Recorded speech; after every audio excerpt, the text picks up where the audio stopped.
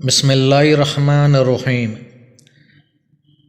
ایک شکاری پرندے پکڑنے کے لیے جنگل میں جا پہنچا۔ اس نے ایک مناسب جگہ دیکھ کر پرندوں کے لیے جال نصب کیا، لیکن بہت دیر تک کوئی پرندہ اس کے جال میں نہ پھنسا۔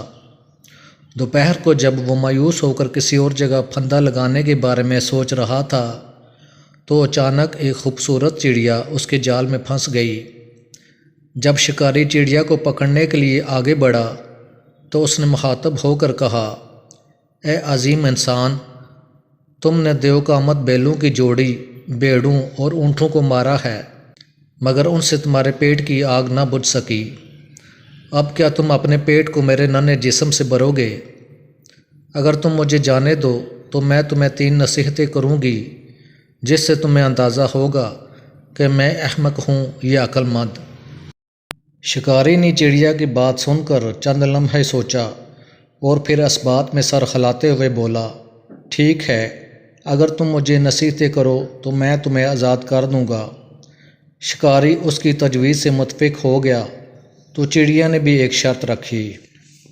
پہلی نصیحت میں تمہارے ہاتھ میں کروں گی، دوسری ہوا میں بلند ہو کر، اور تیسری اس وقت کروں گی جب میں درخت پر بیٹھ جاؤں گی۔ چڑیا نے شکاری سے کہا، اگر وہ اس کی باتوں پر عمل کرے گا تو اسے بہت بڑی خوشی ملے گی۔ اب شکاری چڑیا کو ہاتھ میں پکڑ کر پہلی نصیحت کا انتظار کرنے لگا تو اس نے کہا، کسی ایسی بات پر یقین مت کرو جس کا ہونا ناممکن ہو، چاہے کہنے والا کوئی بھی ہو۔ چڑیا کی دوسری نصیحت سننے کے لیے شکاری نے اسے آزاد کر دیا تو وہ ہوا میں اڑتے ہوئے بولی، پچھتائے کیا ہوت جب چڑیا چگ گئی کھیت۔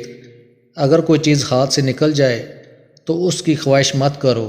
شکاری بڑے تجسس سے تیسری نصیحت کا انتظار کرنے لگا تو چڑیا نے درخت پر بیٹھتے ہوئے کہا، میرے پیٹ میں ایک نایاب ہیرا ہے، یہ ہیرا تمہیں اور تمہارے خاندان کو خوشحال بنا سکتا تھا۔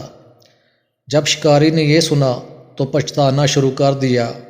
اس کی حالت دیکھ کر چڑیا بولی، میں نے تمہیں پچھتانے سے منع کیا تھا۔ تاہم شکاری کھوئے ہوئے ہیرے کے افسوس میں چلاتا رہا۔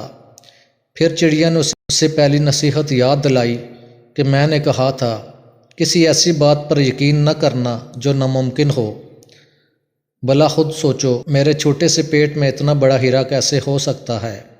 یہ سن کر شکاری بہت شرمندہ ہوا اور تیسری نصیحت کے لیے اصرار کیا تو چڑیا نے جواب دیا، تم نے پہلی 2 نصیحتوں پر کون سا عمل کیا ہے جو میں تیسری نصیحت بھی کروں؟ کسی جاہل اور خیالی پلاؤ پکانے والے انسان کو نصیحت کرنا ایسا ہی ہے جیسے بنجر زمین میں بیج بونا۔ میری مزید نصیحت کا تمہیں کوئی فائدہ نہ ہوگا۔ یہ کہہ کر چڑیا نے اڑان بھری اور شکاری کو حیران پریشان چھوڑ کر نظروں سے اوجھل ہو گیا۔